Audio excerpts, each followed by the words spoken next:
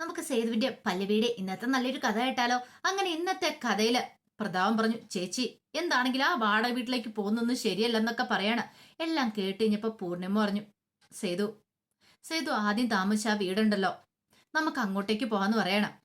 കുടിലാണെങ്കിലും കൊട്ടാരമാണെങ്കിലും എനിക്ക് അത് മതി, എനിക്ക് അവിടെ പോയാൽ മതി എന്ന് പറഞ്ഞു. അത് കേട്ടപ്പം സേതു പറഞ്ഞു, അത് പിന്നെ അമ്മേ, ചെറിയ വീടാണല്ലോ എന്ന് ഓർത്തായിരിക്കും, അതൊന്നും എനിക്ക് സാരമില്ല. നിലത്ത് പാവിച്ചിട്ടാണെങ്കിലും ഞാൻ കിടന്നോളാം. ഇവിടെ കിട്ടുന്ന അപമാനത്തെക്കാൾ 100 ഭേദം അത് അവിടെ പോയി കിടക്കണേന്ന് പറയണം.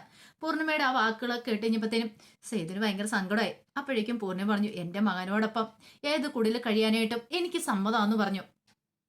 അങ്ങനെ ആ കാര്യത്തിലൊരു തീരുമാനം ഉണ്ടായി. ഇതൊന്നും ഒട്ടും ഇന്ദ്രൻ പ്രതീക്ഷിച്ച കാര്യമായിരുന്നില്ല. ഈ സമയത്ത് അച്ചു പറഞ്ഞു, അത് ശരിയാ, നല്ലൊരു കാര്യമാണ്, പിന്നെ നമുക്കൊരു വീടെടുത്തിട്ട് മാറാലോ എന്നൊക്കെ പറയണം. അപ്പോഴേക്ക് വലിയ ആളുകൾ ചിന്തനം ചോദിച്ചു, വീടെടുക്കും, എങ്ങനെ എടുക്കും, അതിന് പൈസ വേണ്ടേ, വല്ലതും ഉണ്ടോന്ന് ചോദിക്കുകയാണ്.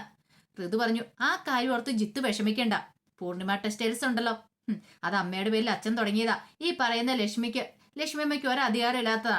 അപ്പ അത് വെച്ച് ഞങ്ങൾ പൈസ ഉണ്ടായിക്കളാം, അവിടുത്തെ കാര്യങ്ങളൊക്കെ ഞാൻ നോക്കി നടത്തും, എനിക്കറിയാം പൂർണിമ ടെക്സ്റ്റൈൽസ് നല്ല രീതിയിൽ കൊണ്ടുവരാൻ എന്ന് പറയാണ്. അത് കേട്ടപ്പോൾ എല്ലാവർക്കും ഇത്തിരി ഒരു സമാധാനമായി.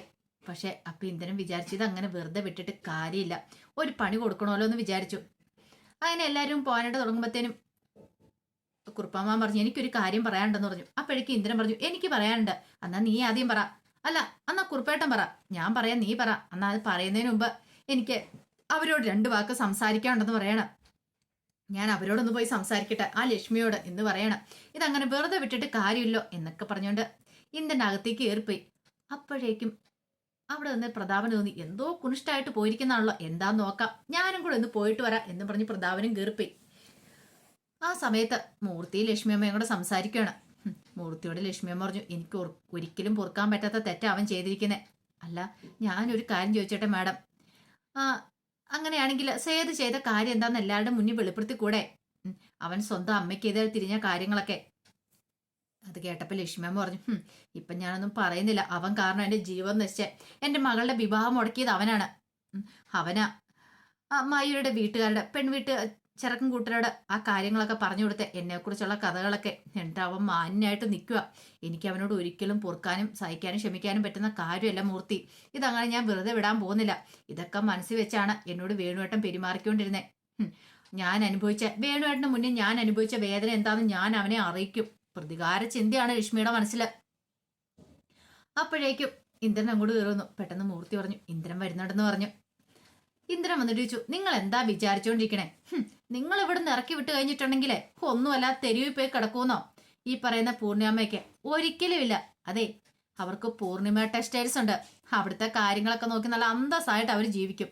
അപ്പൊ ഇന്ദ്രന്റെ അടുത്ത ഒരു തന്ത്രം വരുന്നത്, പൂർണിമ ടെക്സ്റ്റൈൽസിനെ കുറിച്ച് പറയുവാണെങ്കിൽ ലക്ഷ്മി അത് പിടിച്ചെടുത്തോളൂ എന്നറിയാം. അതിന് വേണ്ടിയിട്ട് നിങ്ങൾ അങ്ങനെ ഇറക്കി വിട്ടെന്ന് ഓർത്ത് അവരാരും തോറ്റു പാടുന്നും പോകുന്നില്ല. പൂർണിമ ടെക്സ്റ്റൈൽസ് നിങ്ങൾക്ക് അധികാരം അവകാശമൊന്നുമില്ലല്ലോ, അവരത് വേണ്ടവണ്ണം നോക്കി നടത്തിക്കോളൂ. നിങ്ങൾക്ക് എന്താ ചെയ്യാൻ പറ്റുന്നത് നിങ്ങൾ ചെയ്യുക. പിന്നെ വലിയൊരു പൊന്നുമടത്തിലെ മഹാലക്ഷ്മി വന്നിരിക്കുന്നു എന്നൊക്കെ പറഞ്ഞുകൊണ്ട് വെല്ലു വിളിച്ചിട്ട് ഇറങ്ങി പോവാണ്. അപ്പോഴേക്കും പ്രതാപൻ വന്നത് കേട്ടു. പ്രതാപൻ ഇന്ദ്രനോട് ചോദിച്ചു, ഇന്ദ്ര, ആ പൊന്നുമടത്തിലെ കാര്യം നീ എന്തിനാ പറയാൻ പോയത്? അത് കുരിശാവൂലേ? അവരതിനെതിരെ എന്തിനും ചെയ്യത്തില്ലേന്ന് ചോദിക്കണം. ചെയ്യുവാടെ ചെയ്യട്ടെ, അതിന് വേണ്ടിയിട്ടില്ലേ ഞാനിത് പറഞ്ഞ്. ഓ, അപ്പൊ അങ്ങനെയാണല്ലേ. അങ്ങനെ ഇന്ദ്രൻ അങ്ങോട്ട് ഇറങ്ങി വന്നിട്ട് വലിയ ആളും കളിച്ച് ബാക്കി എല്ലാവരോടും പറഞ്ഞു, അവർക്ക് വയർ നിറച്ചാൻ കൊടുത്തിട്ടുണ്ട്, അങ്ങനെ വെറുതെ അങ്ങോട്ട് ഇറങ്ങി പോകാൻ പറ്റുമോന്ന് ചോദിച്ചു. അപ്പോഴേക്കും കുറുപ്പാമ്മ പറഞ്ഞു, ഇനി എനിക്ക് പറയാനുള്ള കാര്യം ഞാൻ പറയാം. നമ്മളോടൊപ്പം പല്ലവി വരുന്നില്ല എന്ന് പറയണം. ഇത് കേട്ടപ്പം ഇന്ദ്രനൊന്ന് ഞെട്ടിപ്പോയി. എല്ലാരും പരസ്പരം നോക്കുകയാണ്.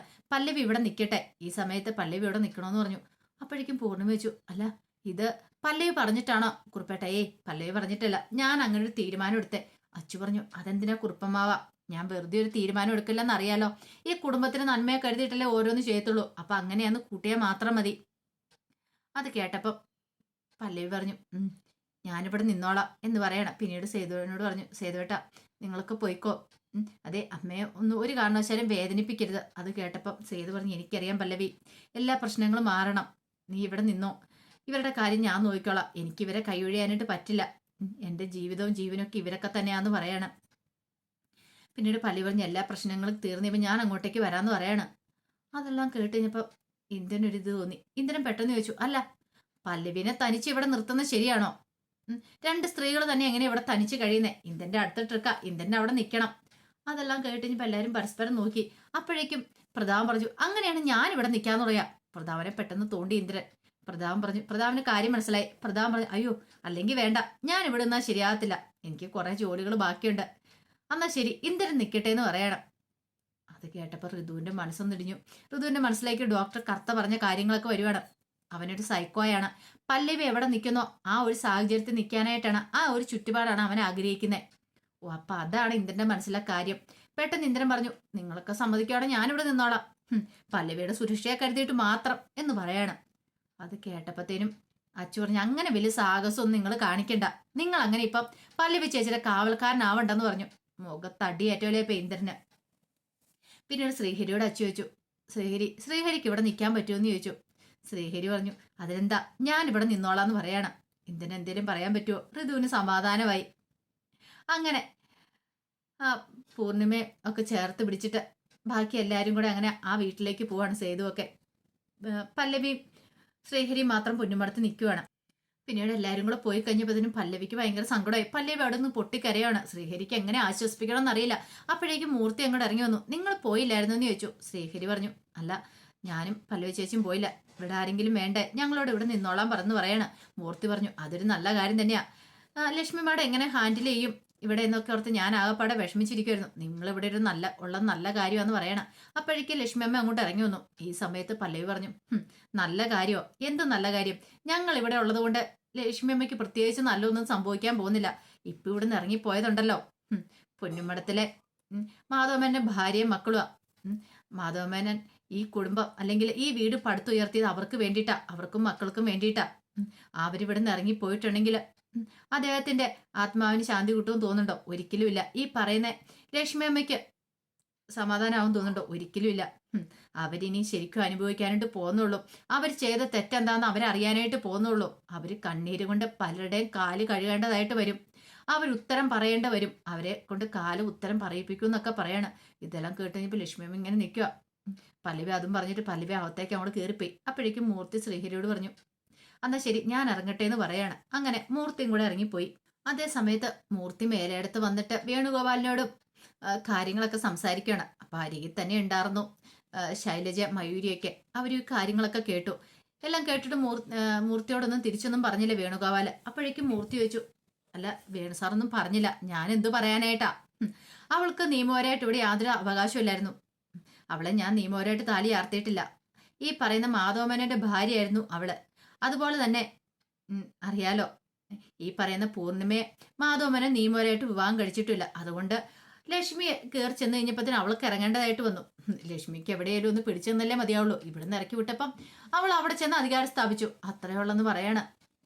ഇത് കേട്ട് കഴിഞ്ഞപ്പത്തിനും മയൂരി പറഞ്ഞു, എന്നാലും ഇത് എന്തൊരു കഷ്ടമായത്. ശൈലജ ചോദിച്ചു, അവര് തകർന്നു പോയില്ലെന്ന് ചോദിച്ചു. തകർന്നു പോയെന്നോ? അത് വേറൊരു തകർച്ചയല്ല, പൊന്നുമടത്തെ മൊത്തത്തിൽ ബാധിച്ചിരിക്കുന്ന കാര്യമാണ്. അല്ല, എന്നാലും ഇത്രയും കാലം അവിടെ ജീവിച്ചിട്ട് പെട്ടെന്നൊരു ദിവസം അവരെ ഇറക്കി വിടുക എന്ന് പറഞ്ഞാൽ ശൈലജയ്ക്ക് അത് വിശ്വസിക്കാൻ പോലും കഴിഞ്ഞില്ല. പറഞ്ഞിട്ട് എന്ത് ചെയ്യാനായിട്ടാ? ഏറ്റവും കൂടുതൽ തകർന്ന സേതുവാന്ന് പറയാണ്. അപ്പോഴേക്കും മയൂരി അങ്ങോട്ട് പോയിട്ടുണ്ടായിരുന്നു. സേതു തകർന്ന് തരിപ്പണമായിപ്പോയി. അത് കേട്ടപ്പോൾ വേണുഗോപാലിന് സന്തോഷമായി. തന്റെ മുന്നിൽ വന്ന് വെല്ലുവിളി നടത്തിയത് അവന് എന്നൊരു ചിന്തയൊക്കെ ആയിരുന്നു. പക്ഷെ അത് ഈ പറയുന്ന സേതു അല്ല ഇന്ദ്രനാന്നുള്ള കാര്യങ്ങളൊന്നും അറിയത്തുണ്ടായിരുന്നില്ലല്ലോ വേണുവിന്. അപ്പൊ അയാള് വിചാരിച്ചോണ്ടിരിക്കണേ അത് സേതുവാന്ന് വിചാരിച്ചോണ്ടിരിക്കണേ. പിന്നീട് വേണുഗോപാൽ പറഞ്ഞു, എനിക്ക് ഇതിനകത്തൊന്നും ചെയ്യാൻ പറ്റില്ല എന്ന് പറഞ്ഞിട്ട് വേണുഗോപാൽ കൈമലർത്തുവാണ്. ആ സമയം കഴിഞ്ഞ് കഴിഞ്ഞപ്പോഴത്തേനും സേതുവും പൂർണിമയൊക്കെ അങ്ങനെ ആ സേതുവിന്റെ പഴയ വീട്ടിലേക്ക് വരുവാ. അവിടെ വരുമ്പോൾ കരണ്ടും വെട്ടവും വിളിച്ചൊന്നുമില്ല. അപ്പം മിത്രേണ്ണൊക്കെ അവിടെ ഉണ്ട്. എന്താ മിത്രേട്ട അത്? വെട്ടമൊന്നും ഇല്ലോ എന്ന് പറയാണ്. അത് സേതു ഒരു പ്രശ്നമുണ്ട്. എന്താ? കറണ്ട് ബില്ല് അടിക്കാത്തതുകൊണ്ട് ഫ്യൂസ് ഊരിക്കൊണ്ട് പോയെന്ന് പറയാണ്. ഫ്യൂസ് ഊരിക്കൊണ്ട് പോയെന്നോ? അതെ. അല്ല അത് സാറില്ല, നാളെ കറണ്ട് വരുമല്ലോ, അപ്പം നാളെ നാളത്തെ അവധി ആയതുകൊണ്ട് ഇനിയിപ്പം ബില്ലടയ്ക്കാനൊന്നും പറ്റില്ല എന്ന് പറയാണ്. അതിപ്പോ ഇനി എന്ത് ചെയ്യും? ആകെപ്പാടെ ടെൻഷനായിപ്പോയി. അപ്പോഴേക്കും ഇന്ദ്രൻ ദേഷ്യപ്പെട്ടു, ഓ, ഈ കരണ്ടും വെട്ടവും വെളിച്ചൊന്നും ഇല്ലാത്ത വീട്ടിലേക്കാണോ കൂട്ടിക്കൊണ്ടുവന്നത്? പട്ടിക്കൂട് പോലൊരു വീട്, ഇവിടെ എങ്ങനെ കഴിയാനെന്നൊക്കെ പറഞ്ഞു. അപ്പോഴേക്കും പൂർണ്ണിമ വന്നിട്ട് ചോദിച്ചു, കാര്യം എന്താന്ന് ചോദിക്കണം. അപ്പൊ സേതു കാര്യം പറയാണ്. പൂർണ്ണിമ പറഞ്ഞു, ഇനി എനിക്ക് ഒരിടത്തേക്കും പോകാൻ പറ്റില്ല, എനിക്ക് എവിടെയെങ്കിലും ഒന്ന് തല ചായച്ചാൽ മതി എന്ന് പറഞ്ഞു. പൂർണ്ണിമ അത്രയ്ക്ക് അവശതയായിട്ടുണ്ടായിരുന്നു. പിന്നീട് അച്ഛനോട് ചോദിച്ചു, മോളെ മാധവേന്റെ ഫോട്ടോ എടുത്ത് വെച്ചിട്ടില്ലേ, അത് വണ്ടിക്കകത്തുണ്ട്, ഹൃദയ ചോദിച്ചു എടുക്കണോ അമ്മയെന്ന് ചോദിക്കുക. വേണ്ട, അതിപ്പോ വേണ്ടാന്ന് പറയാണ്.